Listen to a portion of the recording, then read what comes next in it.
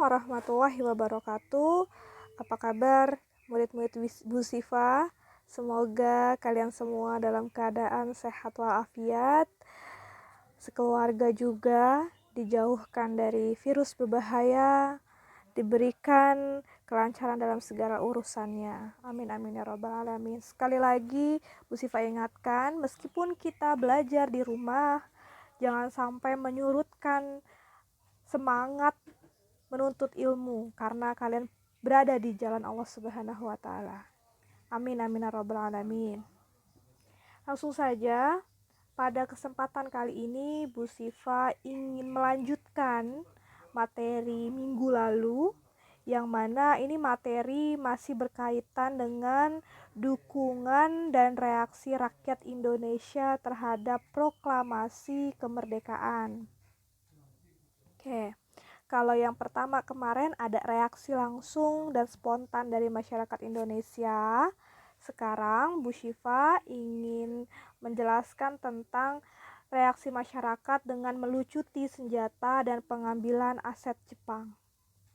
Oke. Nah, dalam pelucutan senjata dan pengambilan aset Jepang ini ada beberapa kondisi di beberapa daerah di Indonesia yang melakukan aksi-aksi heroik. Nah, yang pertama, Ibu Siva di sini urutkan berdasarkan waktunya, berdasarkan waktunya, dan sekaligus Bu Siva ingin terangkan apa saja atau bagaimana peristiwa yang terjadi di dalamnya. Pertama itu ada di daerah Sulawesi. Tindakan heroik di Sulawesi ini terjadi tanggal 13 September 1945. Di sini tindakan heroiknya dilakukan oleh para pemuda yang pada saat itu mendukung Gubernur Sulawesi Dr. Samratulangi dengan merebut gedung-gedung vital dari tangan polisi Jepang. Tuh, misalnya aja di Gorontalo, para pemuda berhasil merebut senjata dari markas-markas Jepang pada tanggal 13 September 1945. Lalu berjalannya waktu, di tanggal 19 September 1945 di Surabaya nih. Tindakan heroiknya di Surabaya. Mungkin ini sering kalian dengar atau pernah kalian dengar. Peristiwa ini itu dilatar belakangi tindakan orang-orang Belanda. Kalau yang di Sulawesi tadi melucuti wilayah Jepang, kalau yang di Surabaya ini karena ada orang-orang Belanda yang sebelumnya menjadi bekas tawanan perang Jepang. Terus orang Belanda ini menduduki Hotel Yamato, terus mengibarkan bendera Belanda yang berwarna merah, putih, dan biru di puncak Hotel Yamato tersebut. Nah, tindakan ini dibantu nih sama tentara sekutu, ngeselin kan? Terus rakyatnya marah dong, rakyat Indonesia marah. Maka untuk menghindari konflik, maka Presiden Sudirman meminta orang-orang Belanda untuk menurunkan bendera tersebut, namun ditolak nih oleh orang Belanda. Lalu para pemuda kemudian menyerbu hotel tersebut. 2 orang pemuda bahkan berhasil naik ke puncak hotel dan menurunkan bendera. Terus abis diturunin, benderanya kan ada 3 tuh, warnanya merah, putih, biru. Nah, yang biru dirobek, lalu yang tersisa hanya warna merah dan putih. Nah, bendera merah putih tersebut dikibarkan di tempat yang sama. Wah, keren banget ya. Terus gak hanya sampai situ nih. Terus para pejuang ini kemudian merebut kompleks penyimpanan senjata dan pemancar radio di Malang. Gitu ya. Terus berlanjut sampai tanggal 1 September, ternyata rakyat merebut markas polisi rahasia yang dianggap sebagai lambang kekejaman Jepang. Nah, itu kisah di Surabaya. Berlanjut, ada juga tadi saya jelasin di Malang ya. Nah, kita lanjut nih berlangsung di tanggal 26 September 1945 terjadi tindakan heroik di Yogyakarta. Di sini kisahnya diawali dengan pemogokan pegawai pemerintah dan perusahaan-perusahaan yang dikuasai oleh Jepang. Jadi pada mogok kerja mereka. Selain itu, selain mogok kerja, mereka juga memaksa Jepang untuk menyerahkan semua kantor dan perusahaan tersebut kepada pemerintah Republik Indonesia. Jadi mogok dan memaksa Jepang untuk menyerahkan kantor tersebut ke Republik Indonesia. Nah, lalu sementara itu, para pemuda yang bergabung dalam Badan Keamanan Rakyat berusaha mengambil senjata dari tentara Jepang dan menyerbu Tangsi Otsuka Butai di Kota Baru gitu. Nah, meskipun berhasil menguasai Tangsi tersebut, beberapa pemuda gugur. Jadi ya ada yang gugur, diantaranya A.M. Sangaji dan Faridan M. Noto. Oke, itu di Yogyakarta. Sekarang di Banda Aceh nih, ada tindakan heroik juga di Banda Aceh, tanggal 6 Oktober 1945. Nah, para pemuda di Banda Aceh dan para tokoh masyarakat, jadi sekarang nih tokohnya ya yang menggerakkan tindakan heroik ini para pemuda dan para tokoh masyarakat membentuk Angkatan Pemuda Indonesia. Mereka membentuk API. Nah, lalu berlanjut di 12 Oktobernya pemimpin tentara Jepang memanggil, jadi pemimpin Jepang ini memanggil para pemimpin API. Dalam pemanggilan tersebut, pemimpin tentara Jepang menyatakan meskipun Jepang telah kalah, keamanan masih menjadi tanggung jawab mereka sampai datangnya tentara sekutu ke Indonesia. Wih, sembarangan nih. Kalau sampai datang tentara sekutu berarti menyerahkan Indonesia kembali untuk dijajah kepada sekutu ya.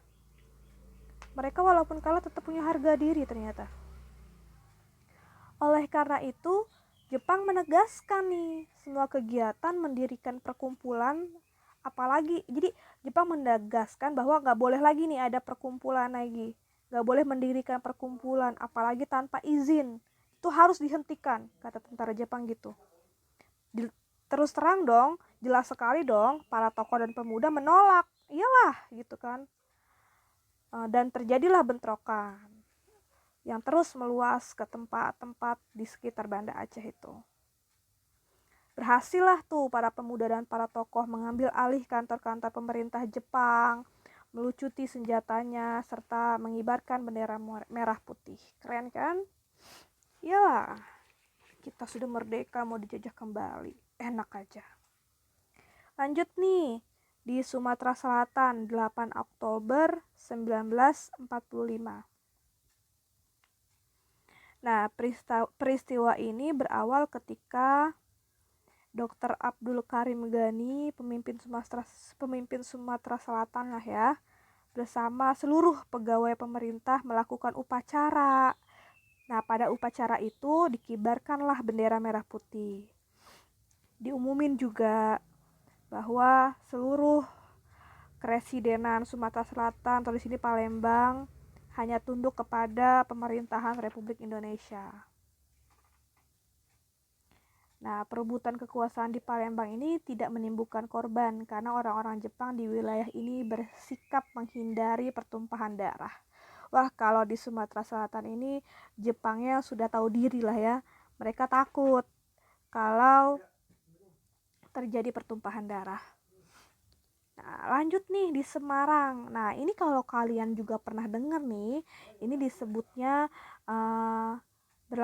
pertempuran 5 hari. Pertempuran 5 hari karena di Semarang ini berlangsung selama 5 hari, tanggal 15 sampai 19 Oktober 1945. Nah, jadi tuh awal mula kenapa bisa terjadi pertempuran di Semarang ini berawal ketika para pemuda yang sudah berhasil membawa 400 orang tawanan Jepang dari pabrik gula menuju penjara Bulu di Semarang. Sebelum sampai penjara tersebut, ada nih tawanan yang ngelariin diri dan meminta perlindungan ke Batalion Kidobutai di Jawa Tengah. Wah, heboh dong. Terus pasti heboh nantinya gitu ya. Nggak lama kemudian muncul desas-desus yang meresahkan penduduk bahwa Jepang meracuni cadangan air minum penduduk di candi. Nah, terus lalu untuk membuktikan apakah air tersebut diracuni atau enggak, ada yang bernama Dr. Karyadi sebagai kepala laboratorium pusat untuk melakukan pemeriksaan. Saat memeriksa sumber air tersebut, ia ditembak mati dong oleh tentara Jepang.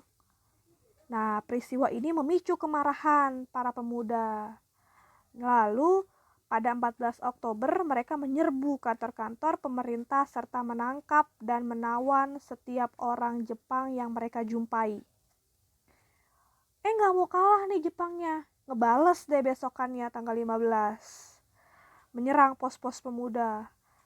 Pertempuran berlangsung selama 5 hari. Korbannya cukup banyak ternyata. Korban tewas berjatuhan dari kedua belah pihak. Yang paling banyak siapa? Ya Indonesia. Karena apa? Karena Indonesia belum memiliki senjata yang mumpuni pada saat itu. Korban tewas dari Indonesia 2.000 rakyat Semarang, dan dari Jepang hanya 100 tentara Jepang. Nah, gimana berakhirnya nih peristiwa ini? Ketika pemimpin tentara keamanan rakyat berunding dengan pasukan Jepang. Terus dibantu juga ternyata. Upaya perdamaian berhasil dicapai setelah pasukan sekutu Inggris mendarat di Semarang pada 20 Oktobernya. Pasukan sekutu menawan serta melucuti tentara Jepang.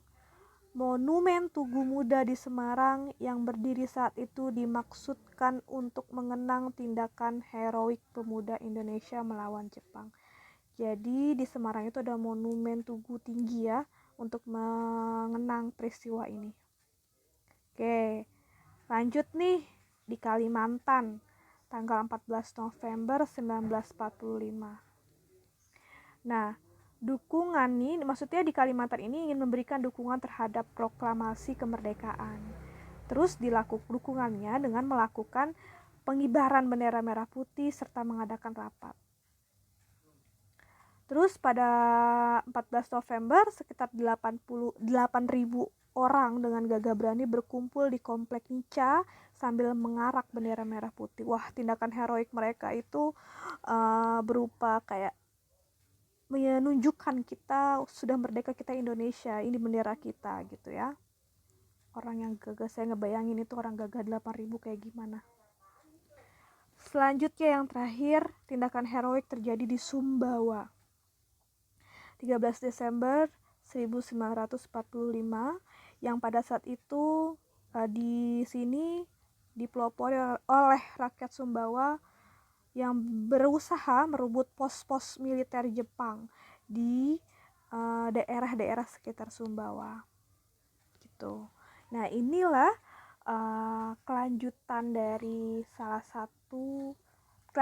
dukungan rakyat Indonesia akan proklamasi atau akan kemerdekaan Republik Indonesia. Kita lanjut ya. Nah, oke, ini merupakan foto-foto beberapa yang saya ambil dari yang mewakilkan dari peristiwa tadi. Yang sebelah kiri itu peristiwa di Hotel Yamato, yang sebelah kanan itu peristiwa 5 hari di Semarang. Oke, masuklah kita pada materi selanjutnya nih. Setelah kita bahas peristiwa sebelum terjadi atau peristiwa sekitar proklamasi kemerdekaan, terus pada saat proklamasi tersebut berlangsung dan proklamasi setelah proklamasi dilaksanakan, bagaimana dukungan para rakyat Indonesia beserta para residen-residennya. Lalu kita masuk nih ke dalam bagaimana sih sistem pemerintahan Indonesia pada masa awal kemerdekaan. Berarti kita sudah masuk ke KD 3.8. Cepat ya, berarti cepat juga kalian nanti ulangan hariannya. Oke. Untuk membahas bagaimana sistem pemerintahan pada masa awal kemerdekaan, tidak lepas kita akan bahas dengan pertama kali diawali dengan dibentuknya Badan Penyelidik Usaha-Usaha Kemerdekaan Indonesia atau BPUPKI. Oke. Nah, dibentuk pada tanggal 1 Maret 1945.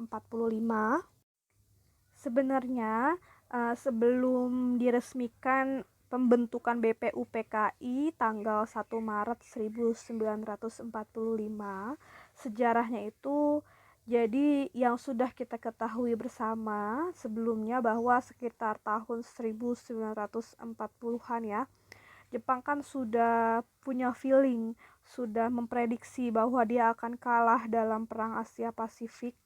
Terus kemudian di tanggal 7 September 1944, Perdana Menteri Jepang yaitu bernama Kuniaki Koiso mengumumkan bahwa daerah Hindia Timur atau Indonesia diperkenankan untuk merdeka. Lalu baru terrealisasi di tanggal 1 Maret 1945, Panglima Tinggi Jepang di Jawa namanya Letnan Kumakichi Harada mengumumkan pembentukan BPUPKI.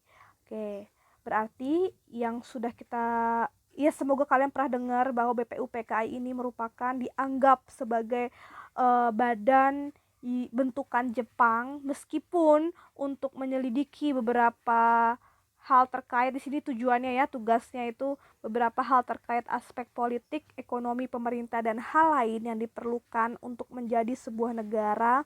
Tapi tetap BPUPKI ini merupakan bentukan Jepang yang tidak disetujui oleh golongan muda atau yang berpikir bahwa jangan sampai kita merdeka karena dikasih oleh Jepang. Awalnya kan dari BPUPKI nanti dirubah nama menjadi PPKI.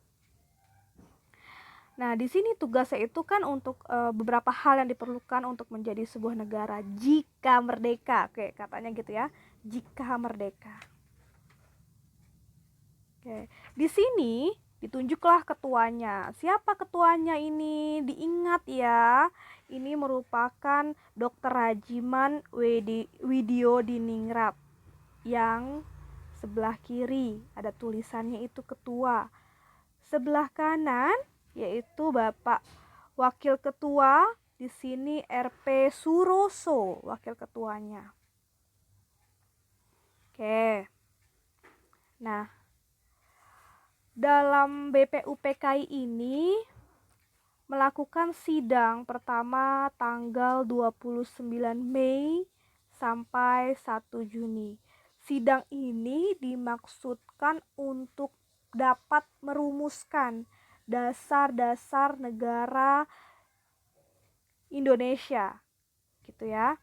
Nah, dalam sidang ini ada beberapa tokoh yang mengusulkan dasar negara kita. Pertama ada Muhammad Yamin, ada Supomo, ada Insinyur Soekarno. Mari kita lihat bersama apa aja hasil rumusan dari beliau-beliau ini. Pertama, Mr. Muhammad Yamin itu mengumumkan pikirannya atau sumbangsihnya dalam merumuskan dasar negara. Ingat tanggalnya nih. Wah, kalian kalau nanti daftar PNS nih, ini keluar nih, detail-detailnya keluar nih. Isi-isinya juga keluar. Kalau mau daftar PNS ya semoga aja kalau misalkan ada tes-tes lain, biasanya kalau urusan ini pasti keluar nih. Satu, menurut Muhammad Yamin, pertama itu rumusan dasar negara, peri kebangsaan. Kedua, peri kemanusiaan. Yang ketiga, peri ketuhanan. Yang keempat, peri kerakyatan. Yang kelima, kesejahteraan rakyat. Itu menurut Mr. Muhammad Yamin. Lalu tanggal 31 Mei-nya 1945, sumbangsih atau saran pikiran dari untuk rumusan dasar negara Indonesia dari Dr. Mr. Supomo SH, yaitu ada 5 juga. Yang pertama persatuan, yang kedua kekeluargaan, yang ketiga keseimbangan lahir dan batin, keempat musyawarah, yang kelima keadilan sosial. Oke. Yang terakhir nih, pada tanggal 1 Juni 1945, Insinyur Soekarno berpidato atau mengumumkan, sama seperti kedua tokoh sebelumnya, hasil rumusan dasar negara dari beliau. Yang pertama itu ada kebangsaan, lalu ada internasional atau peri kemanusiaan, yang ketiga ada mufakat atau demokrasi, yang keempat ada kesejahteraan sosial, lalu yang kelima ada ketuhanan yang berkebudayaan. Nah, ini semua bahasanya enaknya gini loh, cikal bakal terbentuknya Pancasila gitu ya. Ini semua cikal bakal terbentuknya Pancasila. Oke. Lalu di tanggal 1 Juni 1945 ini, pada pidatonya Soekarno juga mengumumkan pengusulan nama yang diperoleh dari teman yang ahli bahasa. Pada saat itu beliau juga tidak menyebutkan namanya siapa, tapi kemudian diketahui bahwa teman tersebut bernama Mr. Muhammad Yamin. Pengusulan nama dasar negara ini diberi nama Pancasila. Gitu ya. Oke, lalu bagaimana nih? Dari 3 hari ini, ya dimulai dari 29 Mei sampai 1 Juni, ternyata belum juga nih ada kata sepakat dalam pembuatan dasar negara di BPUPKI. Lalu BPUPKI membentuklah panitia 9, panitia kecil lagi, disebutnya panitia 9. Kenapa? Karena ya jumlah anggotanya ada 9. Gitu ya. Nah, di sini siapa aja anggotanya? Insinyur Soekarno, Muhammad Hatta, Mr. A.A. Maramis, Abi Kusno Cokro Sujoso, Abdul Kahar Muzakir, Haji Agus Salim, Mr. Ahmad Subarjo, Kiai Haji Wahid Hashim, Mr. Muhammad Yamin. Tugasnya untuk apa nih panitia 9, Bu Siva? Nah, menyelesaikan rumusan dasar negara, karena kan belum juga selesai nih, belum juga diputuskan gitu ya. Dan asas yang akan digunakan pada Indonesia yang akan lahir gitu ya. Indonesia akan lahir, maksudnya asasnya apa nih gitu ya. Nah, lalu hasil dari panitia 9 itu pada tanggal 22 Juni akhirnya berhasil menyusun dokumen penting. Oke, yang sampai saat ini masih kita gunakan sebagai rambu-rambu dasar kebijakan pemerintah Indonesia. Rumusan dasar ini tercantum di dalam Piagam Jakarta. Oke. Nama Piagam Jakarta ini merupakan usul dari Muhammad Hatta. Piagam Jakarta yang sekarang kita sebut Pancasila. Oke. Ini tersusun dari hasil musyawarah dan mufakat. Yang pertama, dari isi Piagam Jakarta ya, ketuhanan dengan kewajiban menjalankan syariat Islam bagi pemeluknya. Yang kedua, kemanusiaan yang adil dan beradab. Ketiga, persatuan Indonesia. Keempat, kerakyatan yang dipimpin oleh hikmat kebijaksanaan dalam permusyawaratan dan perwakilan. Kelima, keadilan sosial bagi seluruh rakyat Indonesia. Namun dalam perkembangannya, nih yang nomor 1 dipermasalahkan nih. Oleh siapa dipermasalahkannya? Oleh para tetua-tetua di Indonesia bagian timur gitu ya, karena kan mereka nggak semuanya orang Islam gitu ya. Lalu di sini terjadi perdebatan sengit yang dari kedua belah pihak yang mewakili, yaitu Hatta dan Ki Bagus Hadikusumo. Nah, Hatta sebagai wakil ya, atau sebagai membela dari wakil dari Indonesia Timur. Ki Bagus Hadikusumo itu merupakan gawang dari umat Muslim pada saat itu. Ki Bagus nih orangnya sangat keras nih. Orang-orang lain tahu bagaimana kerasnya beliau. Ngebujuknya aja untuk merubah di dasar negara yang nomor 1 ini agak mengalami kesulitan ya. Ngomongnya pelan-pelan gitu ya. Sehingga pada 8 Agustus 1945 barulah sepakat untuk merubah sila yang pertama dari ketuhanan dengan kewajiban menjalankan syariat Islam bagi pemeluk-pemeluknya dirubah menjadi ketuhanan yang Maha Esa.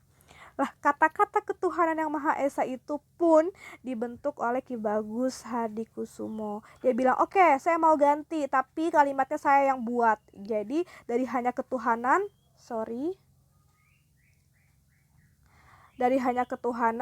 menjadi ketuhanan, ditambahkan ketuhanan yang Maha Esa.